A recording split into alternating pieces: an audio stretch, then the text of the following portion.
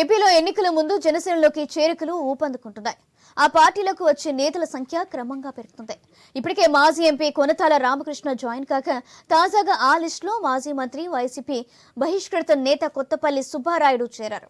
ఆయన జనసేన పార్టీలో చేరుతున్నట్లు ఆయన అనుచరులు వన్నంరెడ్డి శ్రీనివాస్, గుగ్గిళ్లపు మురళి తెలిపారు. 2 రోజుల క్రితం వైజాగ్ లో అధినేత పవన్ తో కొత్తపల్లి భేటీ అయ్యారు. ఈ క్రమంలో ఆయన అందులో చేరుతారని ప్రచారం జరుగుతుంది. ఈ ప్రకటనతో అది స్పష్టమైంది. ఈ నెలాఖరున విజయవాడలో పవన్ సమక్షంలో ఆయన జనసేనలో చేరనున్నారు. వచ్చే ఎన్నికల్లో ఏదో ఒక పార్టీ నుంచి పోటీ చేస్తారని ఇప్పటికే తన అనుచరులకు ఆయన తెలిపారు.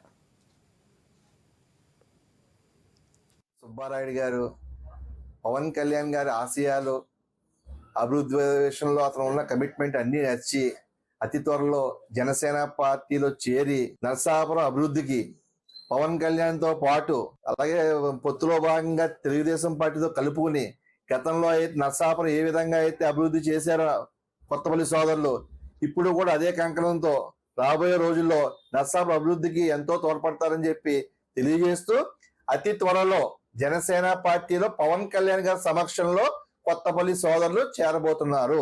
మరి ఎప్పుడు కూడా మనం పొలిటికల్ గా ఉంటాం కాబట్టి పొలిటికల్ గా కూడా ఈసారి మేము పోటీలో ఉంటాం, అందులో నో డౌట్.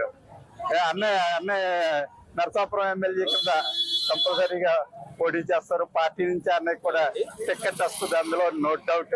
ఈ సభాముఖంగా పార్టీ నుంచి వస్తుంది.